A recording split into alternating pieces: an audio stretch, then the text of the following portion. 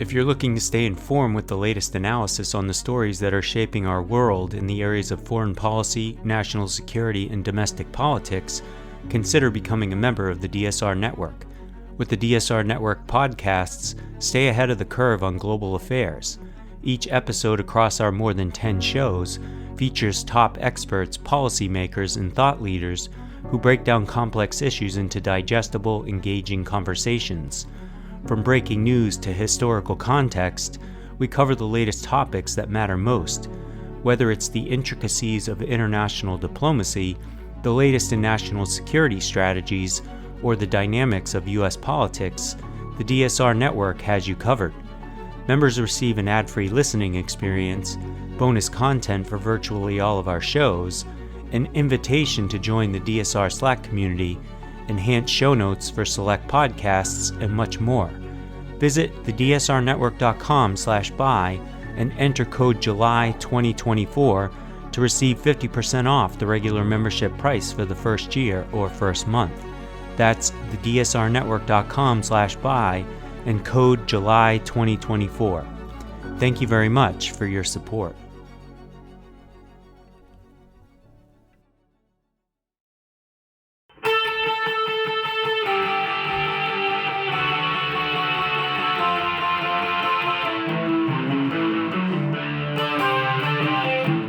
This is the Daily Blast from the New Republic, produced and presented by the DSR Network.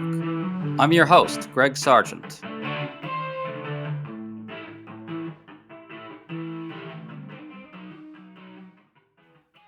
At two recent public appearances, Donald Trump took his authoritarian threats in a dark new direction.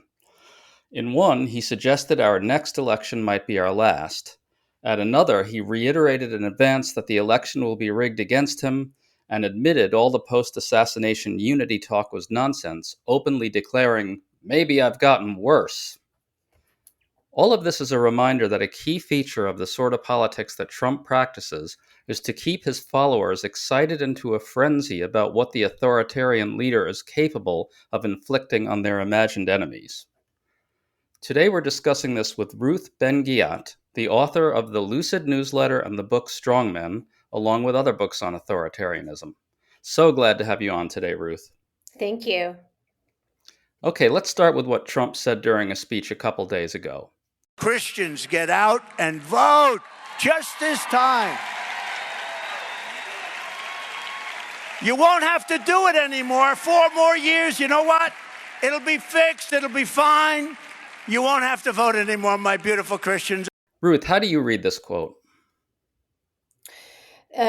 Trump is, he's really making very clear his intentions, in my view, of telling people that they need to get him into office, and then there will be no more need for elections. And the way he phrases it is, it's as though it's a bother, it's a burden to have to vote, and this is obviously disturbing from so many points of view, but the authoritarian from Mussolini onward has always presented himself as not just the savior of the nation, but the person who will take care of things and lighten the burden of the people. And so when Trump said years ago, "I alone can fix it," he was kind of seducing his followers into thinking that he can make all the decisions, and that relieves them of the responsibility of being active. They can just submit and he will do everything for them.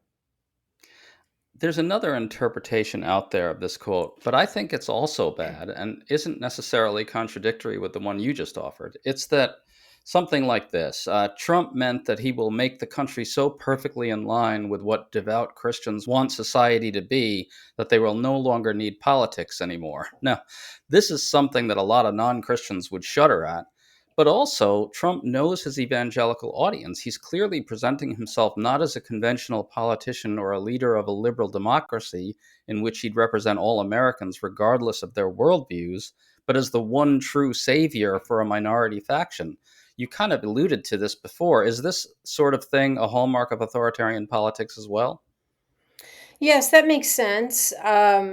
that, and it's very important that you said that he'd like them to feel that they would no longer need politics anymore, because that's also his unity talk, or the idea of a state of perfection, which is also embedded, or very actually explicit, in some of the religious and theocratic visions of society that his followers and his allies in Project 2025 want. And this, authoritarians traffic in nostalgia, making America great again, reviving the Roman Empire from Mussolini. But just as important, they traffic in utopia, the idea of a state of perfection. For Hitler, of course, that was a engineered racial utopia. Mussolini was, he was going to make the trains run on time. Italy would be modern and respected. All of the leaders have this, some version of this. And so no longer needing politics anymore is that, again, you can step back from the divisiveness. You can enjoy the state of perfection that I will provide to you, because I am omnipotent, I am infallible, I am all-knowing. I want to pick up on what you said there about this kind of intimation of unity. And here another quote comes into view. At a rally in Minnesota, basically Trump admitted all the talk of him being temperamentally transformed or softened by the assassination attempt was all nonsense. Here's what he said. They all say, I think he's changed. I think he's changed since 2 weeks ago. Something affected him. No, I haven't changed. Maybe I've gotten worse, actually, because I get angry at the incompetence that I witness every single day, the way millions of people are pouring into our country. Note the subtext of this message. It's that they, meaning his followers, should look forward to a second Trump term that's even more vengeful, enraged, and punitive towards MAGA's enemies. Because look, the migrant invasion that he references there, they and the people who supposedly engineered the invasion, all that has become shorthand for MAGA's enemies within. I think that's what he's saying here. So I wanted to ask, in addition to this kind of specter of perfection, rolled as this kind of deliberate stoking of bloodlust, this promise of retribution and punishment and sadism toward the enemy play in this kind of politics?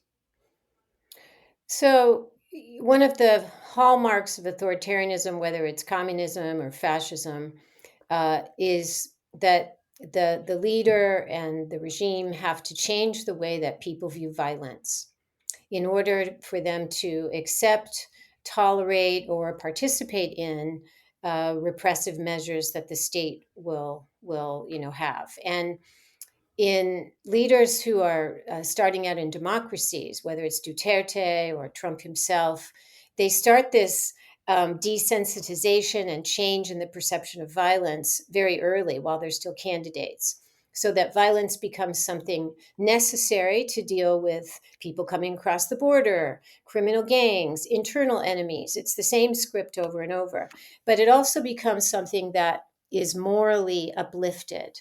It's almost sacralized. That's what we say for fascism. That fascism gave a sacred value to violence. And Trump has been doing this the entire time he's been in politics, using his rallies to justify violence. He'd say, in the old days, we used to be able to beat people up. But very explicitly in this campaign, which he kicked off at Waco, Texas, which was a site, still a pilgrimage site for anti-government, grassroots violence and violent cults and cult leaders. So this has been elevated to a major campaign theme. And of course, the more things that happened to him, whether it was the investigations, indictments, convictions by state forces, or the assassination attempt, that it all seems to his followers to justify this theme of vengeance, that his politics as president would be about vengeance, protecting himself, but also he's convinced them protecting them as well. It's interesting. I mean, you can look at this kind of promise of unity and utopia in a bit of a different way, right? Like, part of that promise is the violent purging of all elements that pollute that perfection, right? I mean, in a sense, so he's promising kind of an end to politics, but also like and the absolute subjugation of the enemy. That those two things are like two sides of the same coin, aren't they? They are. And what you eloquently and terrifyingly described, the violent purging of all the elements that pollute the perfection, that is fascism. That is what fascists, that's how they talk. And what he's been doing, Trump is very artful as a propagandist. He's truly one of the most important propagandists in modern history. He's been using his speeches, as test trial balloons. So when he uses the language of dehumanization, calling people vermin, and he's not calling our external enemies vermin. Indeed, he's saying that if he's elected, the actual people who are waging genocidal wars and are repressive dictators, those people are not the enemies. The enemies are within. So very, very scarily, the role, if you want, kind of big picture geopolitical thing, I believe that what he's saying is if he comes back to power, of course, he's going to withdraw from NATO. He's going to let Putin, quote, do whatever he wants. He's already made a similar statement with Xi Jinping with Taiwan. And the repressive forces of the United States, he hopes the military would be turned on the internal enemy in part. And so he's readying through this dehumanizing rhetoric, through the elevation of violence, through all of the things we've discussed, the need for unity. He's readying people to accept whatever will come their way, the abuses, the sight of violence in the streets, all of these things. He's psychologically preparing them for that. That's what I believe. There's another propaganda trope you've alluded to before that came up. At another point at the Minnesota rally, Trump again said that Democrats on the left will inevitably cheat in the election and that they stole the last one from him. And he said that if they don't cheat, he will win Minnesota easily, in effect saying that the only legitimate outcome is the one in which he wins, and that if he loses, that outcome is inherently illegitimate. I think you said somewhere that what this talk is really designed to do is prime his followers to want a future in which we don't choose our leaders through elections at all. Can you expand on that a bit? Yeah, I've been writing about this for years. That the real goal of election denial, as it's practiced by the GOP, isn't just to litigate or question this or that election. The real end game of election denial is to make his followers and Americans think that elections are not the best way of choosing leaders, that elections are not necessary. And it was very interesting that Tommy Tuberville, who's the MAGA lackey, came out over a year ago and said, elections are so corrupt, we don't really need them anymore. We shouldn't have them anymore. And I keep a file of these trial balloons, and that was a big one. So it was kind of inevitable when Trump, now we're 100 days before the election, starts talking about if you get me into office, you vote this one last time, you won't need to vote anymore, because he has poisoned the American public from 2016 onward with a truly relentless propaganda campaign to undermine their faith in elections. First done 2016, and then of course 2020, and he has had the enormous advantage that authoritarians need of having an entire giant party become election deniers on his behalf. And of course, then all the tens of thousands who participated in January 6th, which was an act of major election denial. So now it's become a GOP dogma. But the end game, it's very important, is that we won't need to rely on elections, and we should not rely on elections because they're so corrupt. I want to bring up what Trump's spokesperson claimed about those same remarks. Stephen Chung. He said to the Washington Post that Trump's remarks to Christians are being misinterpreted, that he was really talking about, quote, uniting this country. Now, again, I think what that's supposed to mean is that with another term, everyone will be so happy about the state of the country that they won't need politics and political contestation anymore, or something like that. But I want to float a thought here. you can't say you're uniting the country as long as you're also saying that any election lost by your side is inherently illegitimate and that January 6th was good. Those things are fundamentally incompatible, right? For liberals, for liberal, small L liberal democratic, adherents. But for them, I think what they really mean is that when they say unity, what they actually mean is that the price of that unity is the removal of all elements that don't constitute legitimate parts of the polity anymore. I mean, and ironically, that kind of promises a state of internal warfare against the enemy within that's permanent, right? Or at least that continues until something like total victory is achieved. I mean, this is all very consciously offered as a positive future vision, right? It is. It's very frightening because their vision of unity is a polity in which there is no more open dissent. And indeed, on specific issues, we already have a preview on what this quote unity means, even bureaucratically, from Viktor Orban's Hungary, where people who are intersex or transsexual, transgender, are literally bureaucratically non-persons now. They cannot have a bureaucratic identity in the Hungarian state anymore. So they are erased. And as for Stephen Chung and his discourse about unity, when the Washington Post published an article about Trump calling people vermin, and again, he was calling internal, quote, enemies vermin, Marxist, fascist, communists, liberals, Democrats, a lot of people were vermin. The Washington Post asked me and my colleague Tim Naftali for comments, and I linked it to fascist rhetoric. And Stephen Chung, they went back to him for a comment, and he said, those who make such associations will find their entire existences crushed when Trump returns to the White House. And this was Stephen Chung taking the fascistic approach to critics, that you will crush their existence entirely. And then he amended it to say something a little bit softer. But the unity, let's not be fooled, the unity that Trump seeks and that he's training his followers to seek is a kind of unity that's authoritarian in nature, where you don't have any open dissent from the public and protesters are shot and all the other things that Trump's been very open telling us that he believes in and would like to do.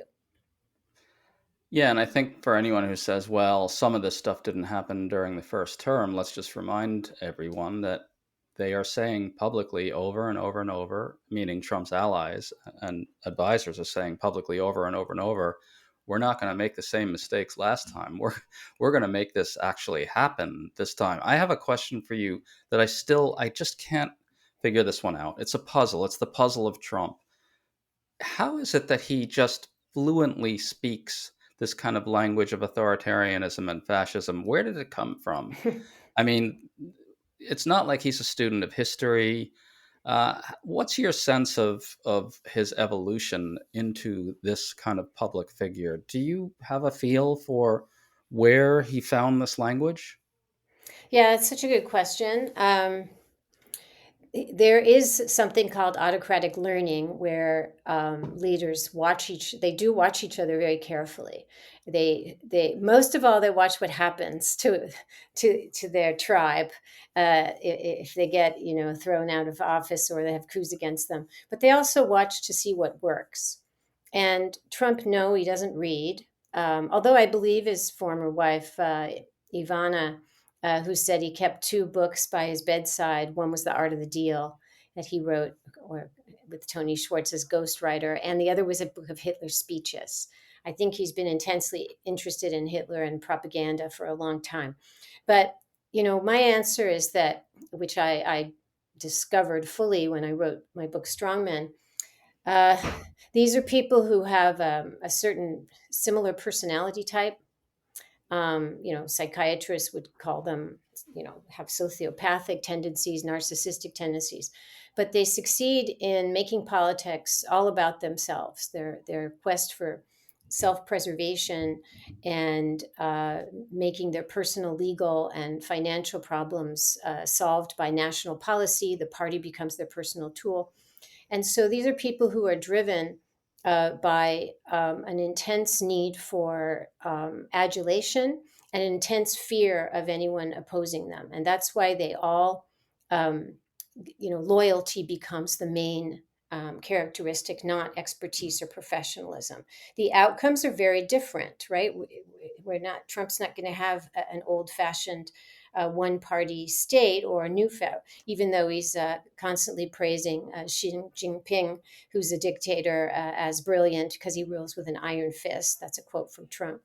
But essentially, these are people who are extremely skilled at recognizing historical junctures like 2016, where they can come in and he's a marketer and make a difference. And they're very good at recognizing when they can expand the possible, because strongmen expand the possible to do things that people thought were unthinkable, such as assaulting the Capitol. Or getting tens of millions of people to believe, working in an open democracy and open society, that the 2020 election was fraudulent and that he's still the rightful victor. These are things that are done on a scale. It's the scale at which authoritarians do things that makes them special. And Donald Trump is very similar to those, his present tribe and those of the past. You alluded to his mental state in there, and I'd like to pick up on that to close out. I think if you add all this stuff together, you really have a continued deterioration of that mental state, an escalation of vows of retribution, revenge, and punishment, more messianism and demands to be treated as a savior, and more overt declarations that the election won't be legitimate unless he emerges the winner. I mean, the press seems reluctant to cover it this way, but clearly this guy is emotionally, temperamentally, and characterologically entirely unfit for the presidency. Do you see a continued deterioration on that front? And how do we find the right language to talk about this? So in my book, including in the corruption chapter and in the chapter on how they fall from power, I address this, and I don't use in that book psychiatric language because that's not my field. We can think of this as syndromes, things that happen, and they happen over and over again. One of them is that you do have these megalomaniac personalities. That's what Idi Amin's doctor said about him. And they structure government so that everything is about them and their needs, and they can have no critics around them. And this is a structural problem. And so after a while, they start to believe their own propaganda. And the longer they stay in power, or they're adulated in Trump's case, the more pronounced these characteristics are. And it's very interesting. One of the biggest myths of authoritarianism is that it's an efficient form of governance. The trains run on time.